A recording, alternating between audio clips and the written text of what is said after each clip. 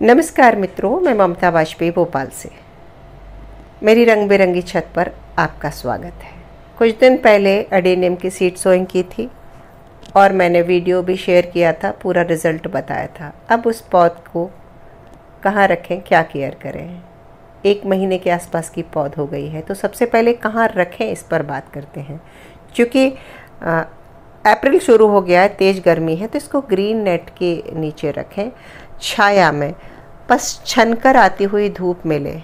अगर direct sunlight आ रही है तो सुबह की भर आए, बाकी दिन भर की लाइट इसको नहीं चाहिए। छोटे छोटे पौधे हैं, ये इनको नुकसान करेगी, ये छाया में बेहतर चलेंगे। अब आती है बात पानी की कि इसमें पानी कितना दें। तो अगर आपने सिर्फ रेत में मिलाया है तब तो आप बहुत भरपूर डेली पानी दे सकते हैं, क्योंकि रेत में से पानी निकल जाता है। यदि आपने कोकोपीट भी मिलाया आपकी मीडिया में, तो कोकोपीट देर तक गीला रहता है, तो आप देखकर पानी दें और मग्गे से, ग्लास से भरकर नहीं दें।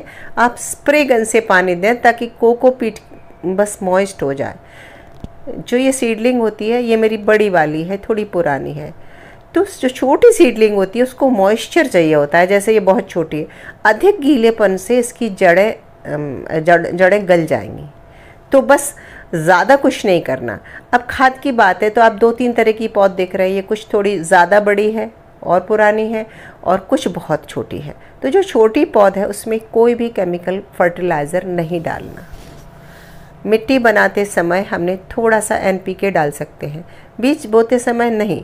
जब हम रीपॉट कर रहे हैं तब, यानी 2-2.5 महीने की जब पौध हो जाएगी, तब हम जब रीपॉट करेंगे, तब मिट्टी बनाते समय हम NPK 19-19, ये देखिए, ये मेरी रीपॉट की हुई पौध है। ये कुछ दिन पहले रीपॉट की थी, इसका मैं वीडियो नहीं डाल पाई थी, तो चैनल पर नहीं होगा। तो इसको जब रिपोर्ट किया था तब इसमें मैंने थोड़ा सा बोन मील भी मिलाया था, थोड़ा सीवीड के दाने भी मिलाए थे और थोड़ा NPK मिलाया था।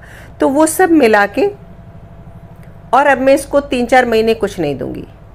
अगर आपको बहुत जल्दी ग्रोथ कराना, आपको लगता है कि जल्दी ही ये ग्राफ्टिंग के लिए तैयार हो जाए, तो कोई भी नाइट्रोजन युक्त खाद जो है ना, जैसे DAP या NPK वगैरह, फॉलिएज स्प्रे कर सकते हैं, लेकिन गर्मी में खाद डालने से बचें।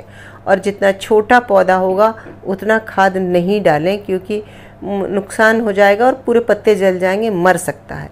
अगर आप मेरे बताए नक्शे पे चलते हैं तो मैं कहूँगी फर्टिलाइज़र जो केमिकल जो होते हैं वो डालना भूल जाइए, ऐसे ही बस सरवाइव कीजिए। ये है मदर प्लांट, किसका? जो आपने छोटे छोटे बच्चे अभी देखे। और ये जो बगल में है, ये गोलू मोलू, ये मम्मी पापा, चाचा चाची, ताई, मौसी, यानी कि कुनबा। एक ये पिंक कलर का है, ये मैंने ख़रीदा था, ये भी मदर प्लांट है, लेकिन इससे मैंने अभी तक कोई दूसरा पौधा नहीं बना पाया, क्योंकि इसमें बहुत फलियां नहीं लगती। सारे पौधे अभी तक जो शुरू में बड़ा पौधा देखा था उसके ही है। इस साल इसमें 2 फलियां निकली हैं और इसके मैंने बीज डाले हैं और अंकुरित भी हुए हैं। और अब मुझे इंतज़ार रहेगा इस बात का अगले साल का कि देखें ये सेम ऐसे ही पौधे निकलते हैं या क्रॉस होके कई बार ब्रीड चेंज भी हो जाती है। तो जो पिंक के जो बीज मैंने डाले थे, वो बीज का आकार भी छोटा था, और जो दूसरा बड़ा वाला है उसके बीज के आकार में भी अंतर था। तो ये देखिए, ये पिंक वाले बीज हैं और इनका जो स्टेम है वो भी गुलाबी गुलाबी सा है। तो बीज में भी अंतर था और पौध में भी। और जो ये दूसरे वाले हैं, इनका तना गुलाबी ना होकर इनका तना ग्रीन है। देखिए आप, ग्रीन है। कुछ गुलाबी दिख रहे हैं, वो इसलिए कि पिंक के कुछ पौधे बीज मैंने इधर डाल दिए थे, इसलिए गुलाबी दिख रहा है, अन्यथा ग्रीन है। तो और अंतर तब पता चलेगा जब ये पौधे ग्रोथ लेंगे। बहुत छोटे पौधे होते हैं, उनमें ज़्यादा अंतर होता नहीं है। अभी बहुत ही कम ग्रोथ हुई है, बिल्कुल 4-4 पत्ते हुए हैं। बस सहेजना है, संभालना है, मॉइस्चर बना के रखना है, छाया में रखना है, लेकिन धूप भी चाहिए, छनकर आती हुई। सर्वोत्तम है नेट के अंदर से छनकर आ जाए।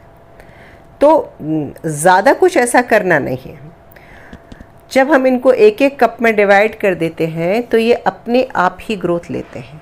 किसी भी पौधे को एक्स्ट्रा ग्रोथ हार्मोन देकर ग्रोथ कराना वैसे भी ठीक नहीं होता। जब पौधा नेचुरली ग्रोथ करता है तो वो ज़्यादा उसका कॉडेक्स मजबूत निकल के आता है। और अडेनियम एक स्लो ग्रोइंग प्लांट है। तो अडेनियम पे जितनी मेरी नॉलेज है वो मैंने आपसे शेयर की। हो सकता है कि आप लोगों का जो अनुभव है वो मुझसे अलग हो, और मुझे पता है कि जो लोग जुड़े हैं वो बहुत मास्टर हैं जो मेरे साथ जुड़े हैं। क्या आप लोगों का अनुभव कुछ मुझसे अलग है? अगर है तो ज़रूर बताइए।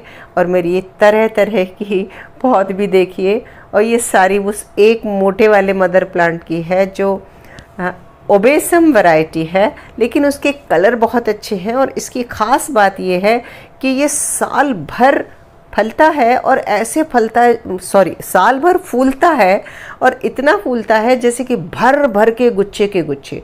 इसलिए मुझे अपना ये बीज बहुत पसंद है। मैंने और किसी के गार्डन में इस तरह फूलते बहुत कम देखा है। ऐसा नहीं कहती कि नहीं देखा है, लेकिन हाई ब्रीड के जो पौधे होते हैं वो उनमें फूल तो बहुत सुंदर आता है, पर इतनी संख्या नहीं आती जितनी कि मेरे ओबेसम में आती है। तो कैसा लगा वीडियो बताइए। मिलते हैं अगले वीडियो में। नमस्कार।